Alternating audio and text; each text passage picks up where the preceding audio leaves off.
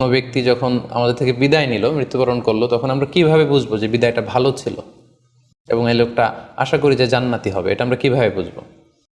প্রথমত বোঝার মাধ্যম হচ্ছে আন-নুতকু বিশ-শাহাদাতি ইনদাল মাউত। মৃত্যুর সময় যদি কেউ আল্লাহর জিকির করা অবস্থায়, আল্লাহকে স্মরণ করা অবস্থায় কিংবা শাহাদাত বাণী পাঠ করে যদি মৃত্যুবরণ করতে পারে, তাহলে আশা করা যায় যে এই মৃত্যুটা খুব ভালো মৃত্যু হয়েছে।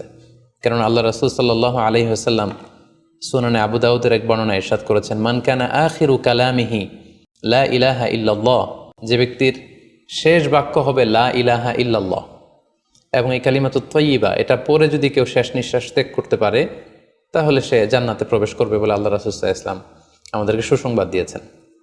তাহলে মৃত্যুর আগে কালিমা পরে মরতে পারা, এটা একটা সৌভাগ্যের বিষয় এবং এটা একটা ভালো সাইন। পাশাপাশি বিশ্বাসী ব্যক্তিরা, ইমানদাররা যখন মৃত্যুবরণ করে